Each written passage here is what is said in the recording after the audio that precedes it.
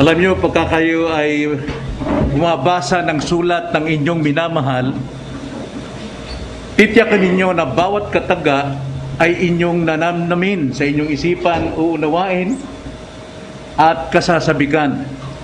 Lalo na pagdating sa bandang huli, nalaman mo ngayon yung kalooban niya, layunin niya, pagmamahal niya, ay ating binibigyan ng pansin ng konting hininga yung huling lagda na sinasabing ang nagmamahal.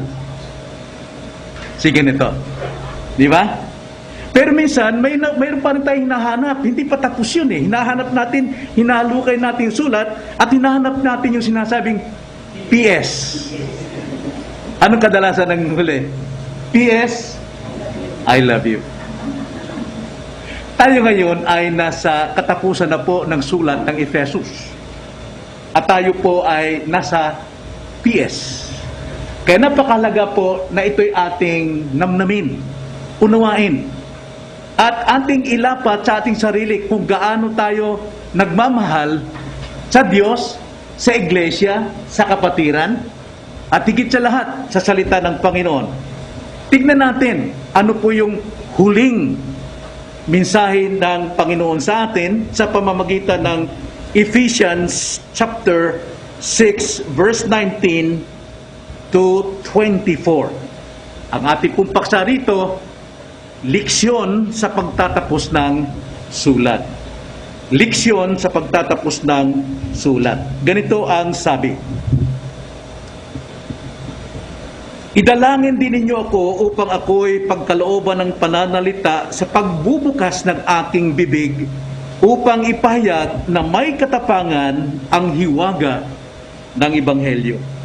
Na dahil dito ako'y isang sugong may tanikala upang ito'y aking maipahayag na may katapangan gaya ng nararapat na aking sabihin. At upang malaman din ninyo ang mga bagay tungkol sa akin at ang aking kalagayan. Si Tikiko ang siyang magsasalaysay sa inyo ng lahat ng mga bagay. Siya na aking minamahal na kapatid at tapat na lingkod sa Panginoon. Isinusugo ko siya sa inyo para sa bagay na ito, upang malaman ninyo ang mga bagay tungkol sa amin at upang kanyang pasiglahin ang inyong mga puso. Kapayapaan nawa sa mga kapatid at pag-ibig na may pananampalataya mula sa Diyos Ama at sa Panginoong Hesukristo. Ang biyaya naway sa kanilang lahat na mayroong pag-ibig na di kumukupas sa ating Panginoong Hesukristo. Amen. Tayo po'y manalangin. Dakilang Diyos, salamat po sa hapong ito na muli naming maririnig ang iyong tinig sa aming mga kaluluwa mula sa inyong mga salita na ihahayag sa amin ngayong hapon. Nawa nga po, bigyan namin ito ng pansin. Ano po ang aming makukuhang leksyon sa huling pangungusap ng aklat ng Efeso. Panginoon, maraming salamat po. Nawa, ipaunawa niyo sa amin. Itong aming dalangin sa pangalan ng Panginoon Hesus. Amen. Now, itong kalagayan ng pagtatapos ng aklat ng Efesos, huwag nating kalimutan ang PS, dapagkat mahalaga ito. Ito'y salutation, yung pong pagpupugay sa bandang huli. Ito'y magbibigay sa atin ng malaking pag-asa sa buhay natin bilang mga Kristiyano. Narito tayo magtatapos na sa sulat ni Apostol Pablo at dapat nating balikan yung nilalaman ng sulat na ito. Una, nalaman natin ang doktrina ng kaligtasan. Kung paano tayo iniligtas ng tatlong persona, Ama, Anak, Espiritu. At pagkatapos atin ding nalaman ang nilalaman ng sulat na ito tungkol sa ating pamumuhay bilang Kristiyano. Dapat mayroon tayong pagkakaisa, mayroong pagmamahalan, at nalaman din natin ang doktrina ng pakikipaglaban sapagkat ang buhay ng Kristiyano ay isang digmaan at hindi nagkulang ang sulat na ito. Ngayon, alamin natin ang pagtatapos ng sulat na ito. Ano ang makukuha nating leksyon sa panghuling sulat na ito? Now, may tatlo tayong pagkukunan ng leksyon dito. Una, may kita natin leksyon ay mula sa pagsusumamo. Leksyon mula sa pagsusumamo. Now, alam natin kung sino po ang nagsusumamo rito, walang iba kundi ang may akda. Ito ay si Apostol Pablo. Basahin lang natin sandali ang verses 19 to 20. Ganito ang sabi. Idalangin din ninyo ako upang ako'y pagkalooban ng pananalita sa pagbubukas ng aking bibig upang ipahayag na may katapangan ang hiwaga ng Ebanghelyo. Verse 20. Na dahil dito, ako isang sugong may tanikala upang ito'y aking maipahayag ng may katapangan gaya ng nararapat na aking sabihin. Now, alam natin na si Pablo rito, katatapos niya lang ipaliwanag at i-motivate ang mga kapatiran at may pag-uutos na dapat nakasuot palagi ang baluting kaloob ng Diyos sapagkat tayo ay nasa digmaan. Pero sa kanyang huling pananalita, siya po'y nagsusumamo. Siya'y nagsusumamo sa mga kapatid na siya'y ipanalangin. Na ang tanong natin, bakit siya nagsumamo ng ganito? Alam niyo po ba kung bakit? Dahil napakalaga para kay Pablo ang panalangin ng mga kapatid sa iglesia. Kaya huwag natin itong baliwalain yung pagsusumamo ni Pablo rito. Nagpapakita sa atin ng ating pulong panalangin bilang iglesia ay napakalaga. Hindi nagtapos si Pablo rito ng pagtataas ng kanyang sarili, kundi pagsusumamo sa bawat Kristiyano. Na mayroon po tayong dapat malaman dito. Una, tingnan natin ang dalawang pagsamo ni Pablo at ikalawa, ang detalye ng pagsamo ni Pablo. Napakalaga po itong malaman. Ano po itong dalawang pagsamo ni Pablo at ang mga detalye nito. Una, sa verse 19, nakikita natin ang dalawang pagsamo ni Pablo. Ang sabi niya, idalangin din ninyo ako upang ako'y pagkalooban ng pananalita sa bubukas ng aking bibig upang ipahayag na may katapangan ang hiwaga ng Ebanghelyo. Dalawang pagsumamo rito ni Pablo. Una, tungkol sa kanyang pasanin. Anong pasanin ni Pablo rito? Pasanin niyang ipahayag ang salita ng Diyos. Pag sinabi pong pasanin kasi, mabigat yan. Kailangan niya itong i-deliver. Kailangan niya itong ibaba. Mabigat ang mensaheng ito. At sana yun din ang maging puso natin tulad ng ating pag-aaral kanina na dapat mayroon tayong kabigatan din na dapat ipahayag ang salita ng Diyos sa mga tao. Alam natin si Pablo rito, nakakulong siya. Pero layunin pa rin niya talagang maipahayag. At alam natin, na sa kanyang kulungan mismo, maraming naligtas ng mga gwardya at iba pang mga tao. Ikalawa, yung kanya pong pagsamo rito tungkol sa kanyang katayuan. Anong katayuan niya rito? Nakabilanggo. Ang sabi, siya ay isang sugo. Ibig sabihin ng sugo ay apostle. Personal na sugo ng Panginoon. Sa ating panahon, kung tawagin to, ay ambassador. Ambassador of Christ. Pero dito, ambassador siyang nakakadena. Nakakadena siya. Sa makatwid, kung ito po ay isang piling tao ng Diyos na talagang sugo, ambassador, pero nakakadena. Ibig sabihin, hindi po pagpapataas ng sarili ang pagiging ambassador ng Ebanghelyo. Sa ating bansa, kapag mayroon tayong ambassador dito sa Pilipinas, patungong Turkey o di kaya sa Canada, taas noo sila. At iginagalang sila ng mga tao. Pero si Pablo rito, baba noo dahil nakakadena. Wala siyang may pagmalaki. Sana yun din ang dapat nating isaisip na dapat ang lahat ng mga mangangaral, wala pong ipinagmamalaki.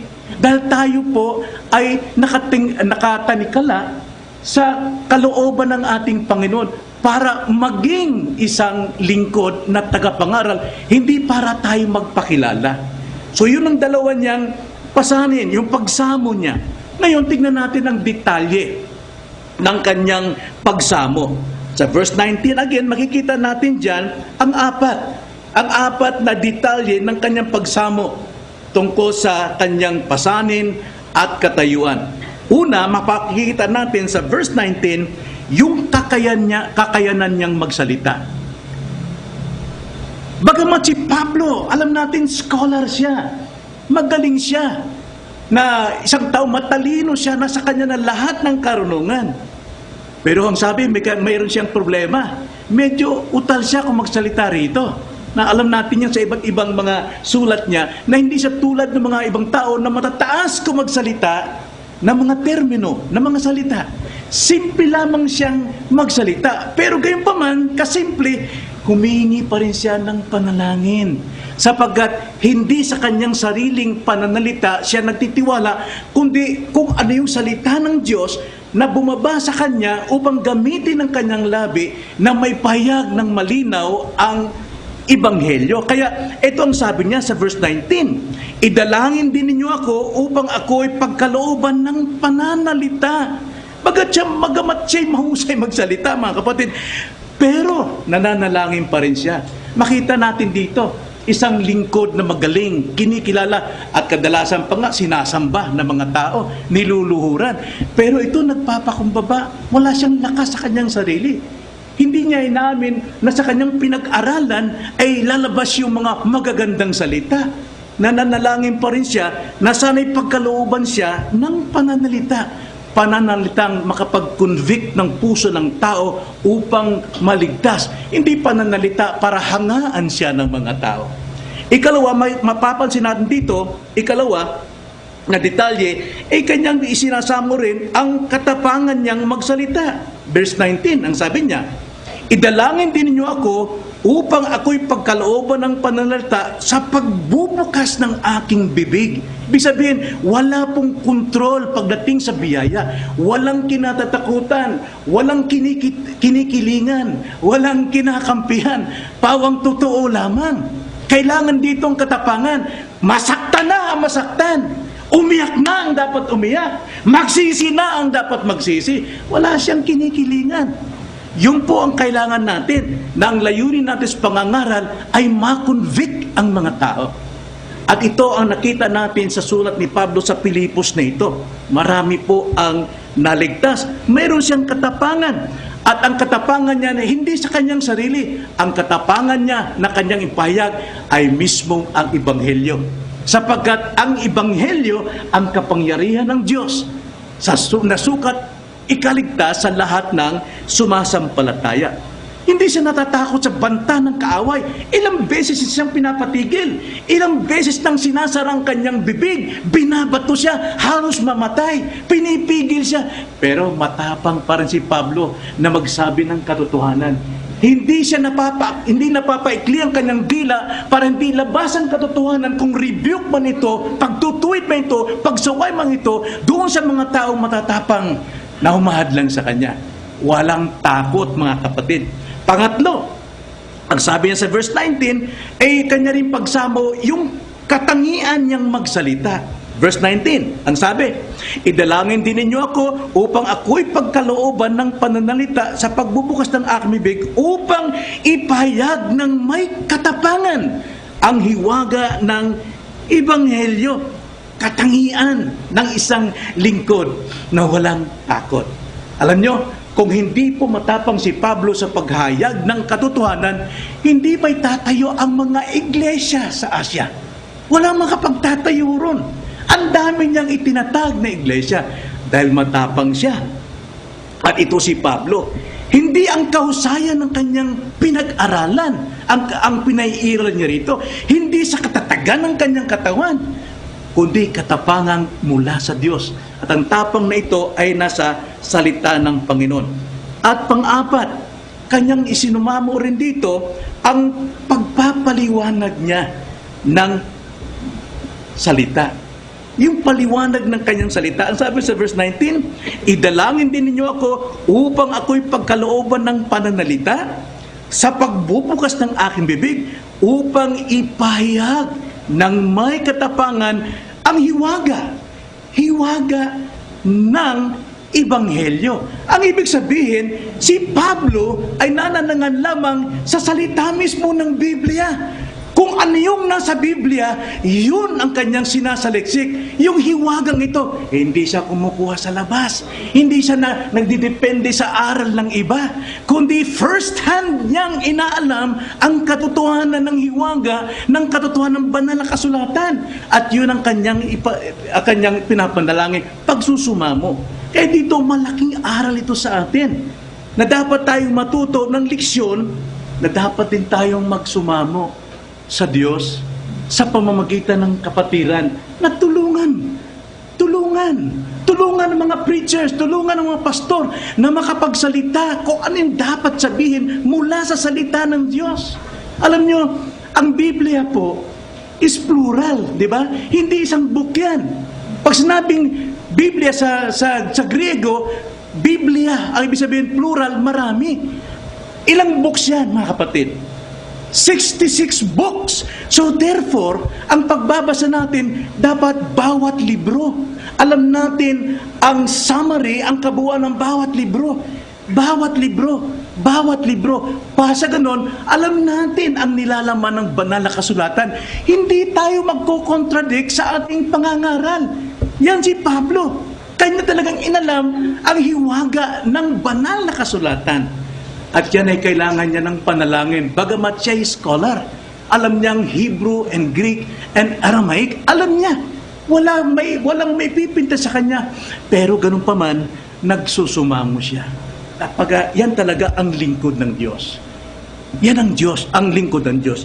Ikalawa, na dapat nating kunan ng leksyon dito, ay yung sa verse 21 to 22, tungkol po sa isang lingkod. Talagang ito ay talagang binanggit ni Pablo sapagkat mayroon tong leksyon sa lahat po ng mga lingkod o mga manggagawa sa iglesia o sa kaharian ng Diyos. Verse 21 to 22, ganito ang sabi. At upang malaman din ninyo ang mga bagay tungkol sa akin at ang aking kalagayan, si Tikiko ang siyang magsasalaysay sa inyo ng lahat ng mga bagay. Siya na aking minamahal na kapatid at tapat na lingkod sa Panginoon. Isinusugo ko siya sa inyo para sa bagay na ito, upang malaman ninyo ang mga bagay tungkol sa amin at upang kanyang pasiglahin ang inyong mga puso.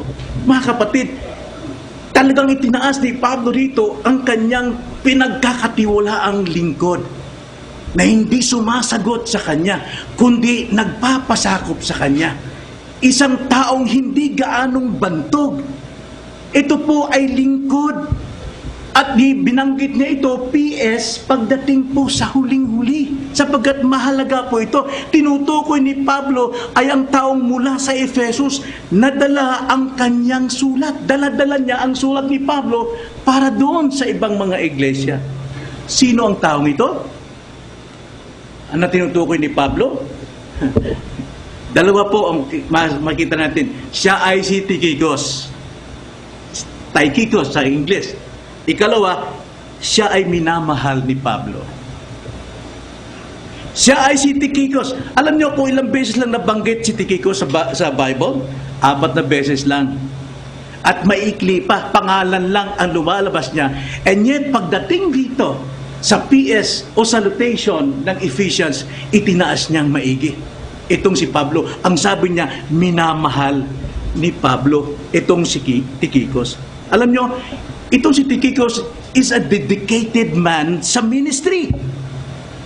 Isa siya sa mga banal na katuwang ni Pablo. Alam natin, katuwang si Timoteo, si Silas, si Bernabe, katuwang yan. Pero isa, itong si Tychicus na ang tawag niya minamahal. Wala siyang ibang tinawag na minamahal sa mga ibang katuwang niya sa iglesia. Wala siyang iba, kundi ito lamang si Tychicus. Siya ang sabi niya, my beloved brother. Di lahat ganito ang tawag ni Pablo, mga kapatid. Meaning to say, hindi binigo talaga ni Tychicus si Pablo.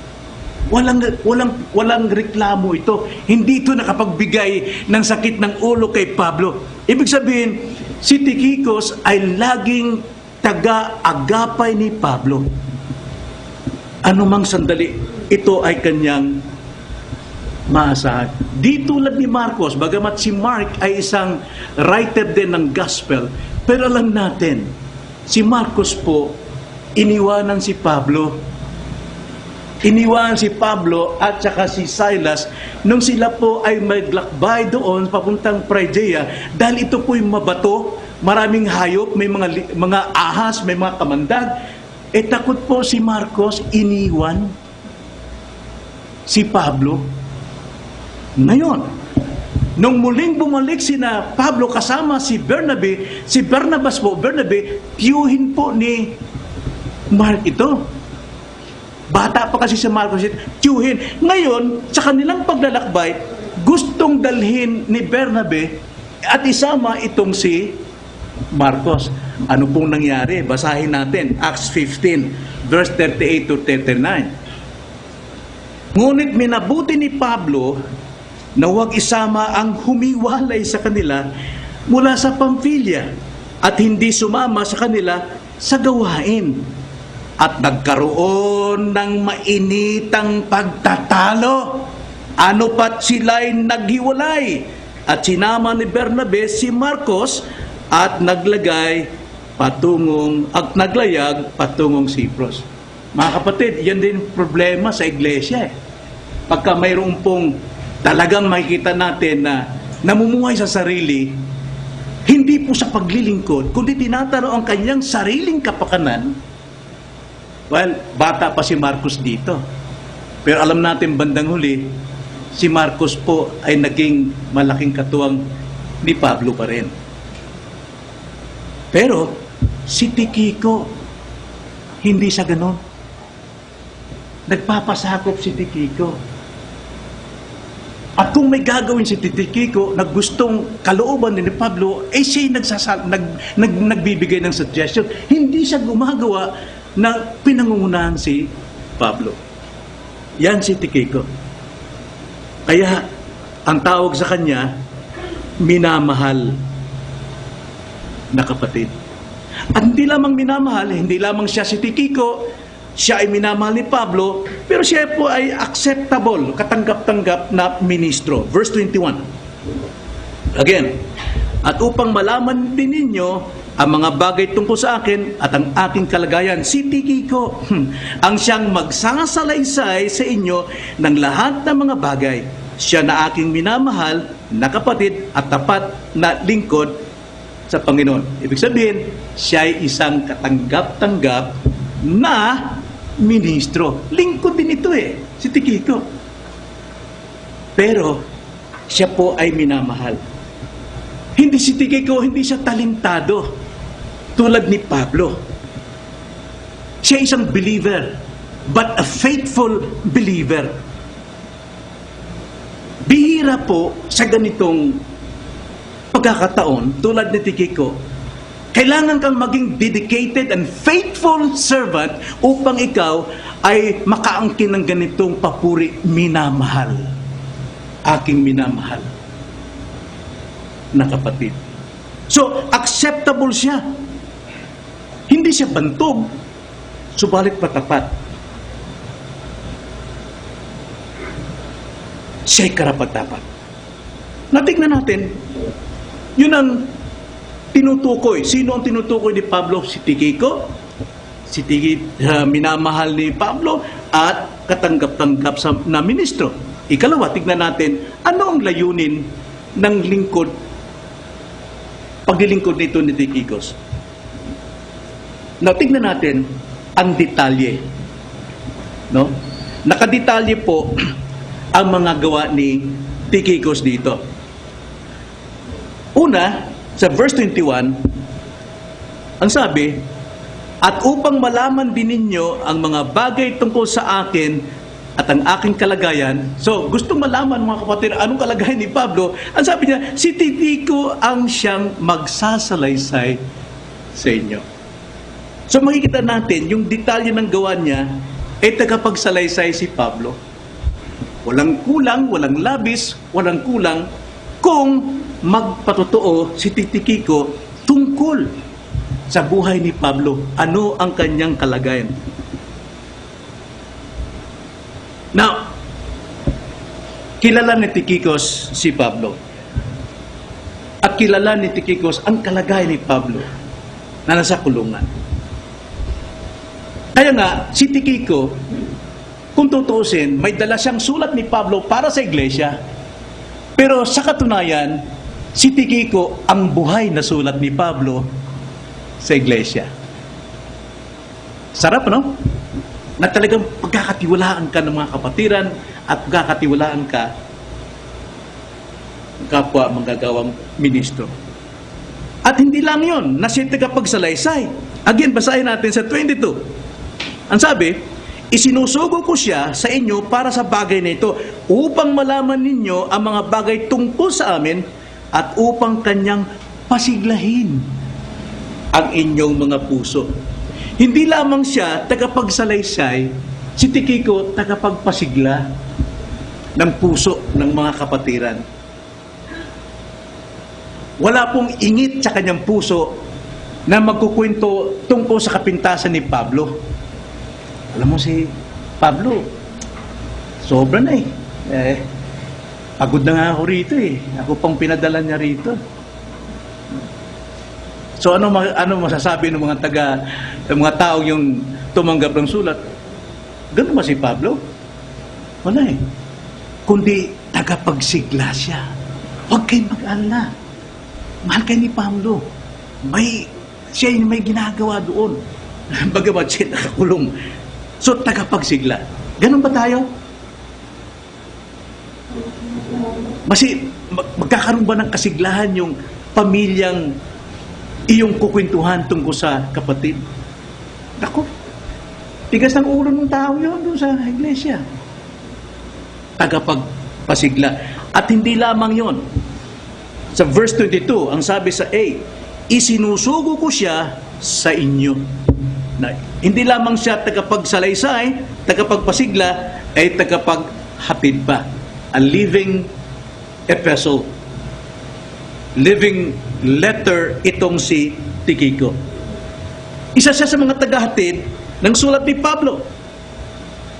Sa kanyang paghahatid, hindi niya iniisip kung gaano ito kahalaga at importante yung sulat ni Pablo. Kung paano ito mapapasa kamay ng mga iglesia. Hindi niya alam na hanggang sa atin ilang siglo na napapakinabangan natin dahil tapat siyang naghahatid ng sulat. Yan po si Tikiko.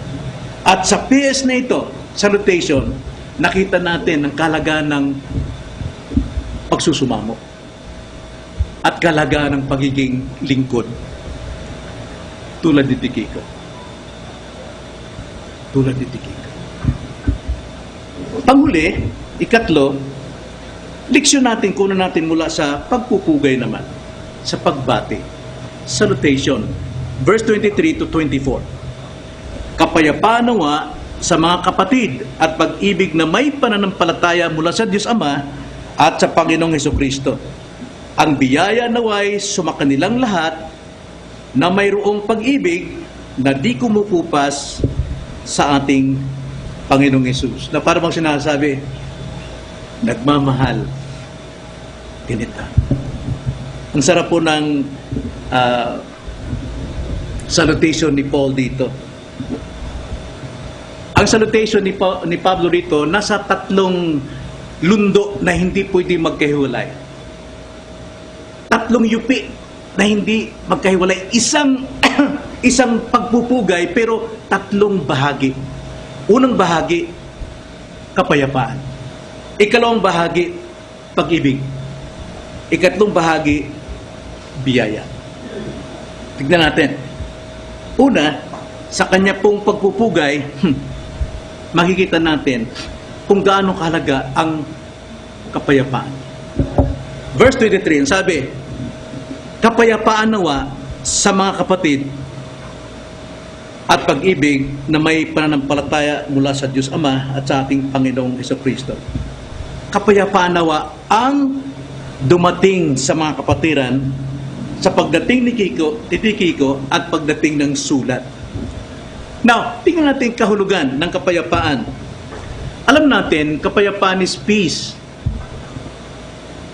Pero pagdating po sa Hebreo, mas matindi po ang kanila pong pagbibigay, pagbati rito, shalom. Kapayapaan ng Diyos ang sumaatin, sumainyo. Tingnan nyo hangarin ni Pablo. Alam natin, itong sa Philippians nito o sa Ephesians nito, may mga problema din. Pero ang hangad talaga ni Pablo is kapayapaan ng Diyos. Shalom ang maghari dito. Then, kanino? Para kanino? Sa mga tao. Ang sabi diyan sa verse 23 na kapayapaan para sa mga kapatid. Mga kapatid. Napakalaga po yung kapatid. Alam natin hanggang kamatayan, dala ni Pablo ang tawag na ito, kapayapaan sa mga tao. Para sa kapatiran. True peace. Totoong kapayapaan para sa mga kapatiran. Mangyayari talaga ito, mga kapatid, sapagkat sila ay mga mananampalataya. Kaya whenever na tayo po ay bumabati, sana ang ating pagbati ay shalom, peace, kapayapaan, at ikalawa, pag-ibig. Ipinahayag ni Pablo rito pag-ibig niya sa mga banal. Verse 23, ang sabi, at pag-ibig na may pananampalataya mula sa Diyos Ama at sa Panginoong Hesukristo. Nakita nyo? Love with peace. Ibang klaseng pagbati ito. Itong pagbati na ito ni Pablo tungkol sa pag-ibig is spiritual. Spiritual na pag-ibig. Hindi ito makalaman. Love with faith. Hindi ito tulad ng love na ginagawa at nangyayari sa ating panahon ngayon. Kundi deeply ito. Ito ay spiritual na love sa mga kapatiran. Hindi ito basta-basta mula sa laman o damdamin lamang, but spiritual. Love with peace, pang-spiritual. At hindi lang yon. Ito po ay yung pag-ibig na ito ay mayroong pinagmumulan. Ang sabi sa verse 23, kapayapaan nawa sa mga kapatid at pag-ibig na may pananampalataya mula sa Diyos at mula sa ating Panginoong Hesukristo. So hindi lang ito basta Kanya, hindi lang itong bukang bibig, para lang mapasigla ang mga tao tulad ng uso ngayon. Okay, I will pray for you, pero hindi naman nananalangin. Pero ito, ang dala ni Pablo ay mula sa Diyos Ama at sa Panginoong Hesukristo. Mayroon pong pinagmumulan, true love and true peace ang ibinigay ni Pablo. Banal. Ito'y banal na produkto at hindi ito likha ng tao. Ito ay banal na bunga mula sa Diyos. Then, panghuli, biyaya. Grace. Ang sabi sa ating text, verse 24, ang biyaya naway sumakanilang lahat na mayroong pag-ibig na di kumukupas sa ating Panginoong Hesukristo. Natignan nyo, talagang tinukoy ni Pablo kung kanino dapat ibigay, ibasbas ang pagpapala sa mga totoong mananampalataya. Hiwalay po rito yung mga unbelievers at mga half-half na believers. Now, itong sulat ni Pablo, kung ating babasahin ng verse 2, sa simula ng sulat ni Pablo, biyaya na ang kanyang pagsimula. At tinapos din niya ito ng biyaya. Tingnan sabi sa verse 2. Ang sabi sa Ephesians chapter 1 verse 2, sumainyo nawa ang biyaya at kapayapaang mula sa Diyos na ating Ama at sa Panginoong Jesucristo. Makita niyo talagang heavenly talaga ang salutation ni Paul sa mga kapatiran. At yun din ang natatanggap ng mga kapatiran, makalangit din talaga. Ito'y bati ng mga Griego, sa Hebreo ay shalom. Na? At sino binabati? Sa lahat. Para sa mga lahat. Sinong lahat? Lahat na mayroong pag-ibig na hindi kumukupas sa ating Panginoong Jesucristo. Alam niyo, masasaktan ako rito kung wala akong pag-ibig sa Panginoong Jesucristo, kung panay salita lang ako, pero hindi ko siya sinusunod. Alam niyo ba yung pag-ibig natin kay Kristo? Hindi po ito past tense, yung pag-ibig natin kay Kristo. Pag-ibig natin ay gumagawa. Tulad ng pag-ibig ni Kristo, gumagawa. Inalay niyang kanyang buhay. Tinanggap niya lahat ng parusa. Ganon din ang pag-ibig ng isang mister sa kanyang misis, mayroong gawa. Ginagawa niya yung pag-ibig niya na kanyang tinuturuan, binabanal ang misis niya. Ganon din tayo. Ang pag-ibig natin sa ating Diyos ay ginagawa. Paano? Paano natin magagawa? Sundin ang mga utos ni Kristo. Ano niyo ba, pagdating sa utos po sa New Testament, ay nasa 11,000. Sa Old Testament ay 613 ang utos. Kasama na ang Ten Commandments. Pero pagdating po sa New Testament, there are 11,000. Kaya mali po yung nagsasabi ng mga taong na tayo nasa biyaya kaya hindi natin kailangan ng kautusan. No! Tayo'y namumuhay sa kautusan at napakahirap ng kautusan ng Kristiyano. Sa Old Testament, ang kautusan simple, thou shalt not kill. Sa bagong tipan, kautusan ni Kristo, mag-isip ka ng sana mamatay ang kalaban mo o kaaway mo, nakapatay ka na. Mas mahirap yun. Thou shalt not commit adultery sa Old Testament. Pero kay Kristo, huwag kang mag-isip ng masama laban sa isang babae. Mas matindi, mas mabigat. Kung hindi natin kailangan ng batas ni Kristo dahil tayo nasa biyaya, mga kapatid, anong klase kang tao? Robot ka. Dahil lahat po ng kinikilos natin, tayo'y tumutupad sa kautusan ni Kristo. Tumingin ka ng masama sa iyong kapwa, kailangan sundin mo yung utos. Automatically, bilang isang Kristiyano, alam mo, huwag kang mag-isip ng masama sa kanya. Huwag kang magkakaroon ng galit sa kapwa mo. Sapagkat, kung may patuloy kang gumagawa, mga kapatid, hindi ka karapat-dapat bilang Kristiyano. Kaya nga, itong pag-ibig dito ay patuloy na gumagawa. Ang sabi, sino mang mayroong pag-ibig na di kumukupas sa ating Panginoong Jesucristo. Continuing. Kung tawagin ko yan, present active participle, unfinished continuing. Pero finish yan tapos na yun Talagang inibig mo yan, simula nung ikay ligtas, pero continuing pa rin. Yan po ang buhay Kristiyano. Kaya hindi po pwedeng sabihin, once saved, always saved. Tayo po, naniniwala sa once saved, always saved, but we have to persevere unto the end. We can persevere because God preserves us. Kaya nga sa tuwing tayo po tumitingin sa kapwa ng masama, alam natin Banal Espiritu, wag yan. Hingi mo ng forgiveness sa Panginoon yan. Kaya tayo nakakapag-persevere dahil pinipreserve tayo ng Diyos. Namumuhay tayo sa biyaya. Kaya ang pag-ibig dito ni Paul, na tinutukoy dito ay hindi po kumukupas. Pag-ibig natin sa ating Panginoon. We will continue loving God hanggang tayo po ay makarating sa Kanyang kaharian. Ako lang, pagdating ko roon, alis ko, mga kapatid, alam ko mayroong tatayo rito na papalit, maliban kay Pastor RJ, kailangan talaga siyang maging lingkod ng Diyos at hindi lingkod ng kanyang sarili. Kailangan maging lingkod ng Diyos. So ano po ang implikasyon nito? Ako'y mangungusap din sa ating mga viewers sa live streaming. Alam ko mayroon tayong mga bisita dyan na mayroon silang iglesia. Maring wala sila ngayon sa pagsamba o maring tapos na sila, kaya sila may panahon na makinig kasama natin at manood.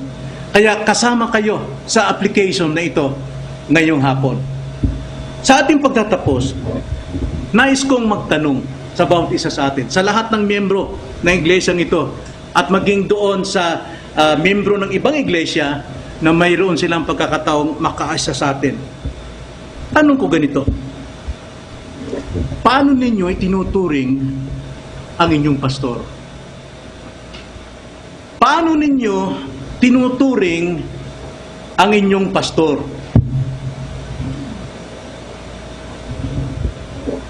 Pinagpipray nyo ba ang kanilang ministeryo o pinipintasan nyo ang kanyang ministeryo dahil sa isip ninyo nagbubulak-bulan? Pinagpipray nyo ba ang inyong pastor na makapagsalita ng tamang salita ng Ebanghelyo, na makapagpaliwanag ayon sa Biblia mismo at hindi umaasa sa utak at patutuo ng iba? Pinagpipray nyo ba? Sinusuportahan nyo ba ang kanyang ministeryo? Sinusuportahan nyo ba ang pasanin ng kanyang puso? Like for example, mission. Pasanin. Sapagkat ang ganitong mga pastor, alam nila na bukas na ang banal na kasulatan, ang kaligtasan, hindi lamang sa Hudyo, kundi sa lahat ng uri ng tao. Inyo ba itong sinusuportahan? Anong turing ninyo sa inyong pastor? Nagpapasalamat ba kayo na mayroon kayong pastor na hindi perpekto? Na handang magpakababa at tumatanggap ng kamalian? Nagpapasalamat ba kayo na mayroon kayong pastor na tapat kung mangaral ng salita ng Diyos? Paano nyo tinuturing ang inyong pastor?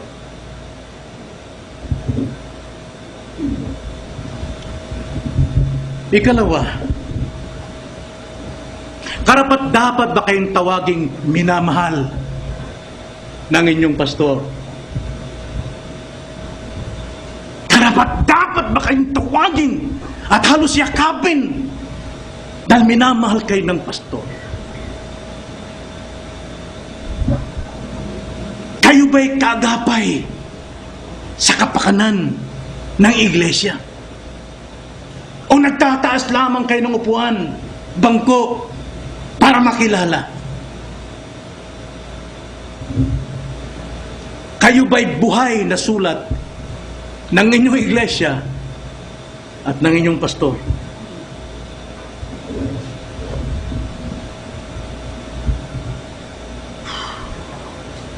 O buhay kayong namumuna, naninira, at ginagawang ulam sa tuwing nasa hapagkainan?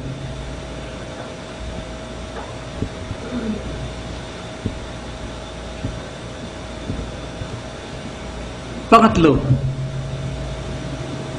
paano kayo magpugay sa iglesia? Merong bangayan? Mayroong talikuran, paninira? Kayo ba'y nakapagpapasigla? Kayo ba'y nagpapalakas? Kayo ba'y nakapagpapalakas sa inyong kapwa? May kapayapaan ba? O pag-ibig at pag-uunawa dahil sa pananampalataya?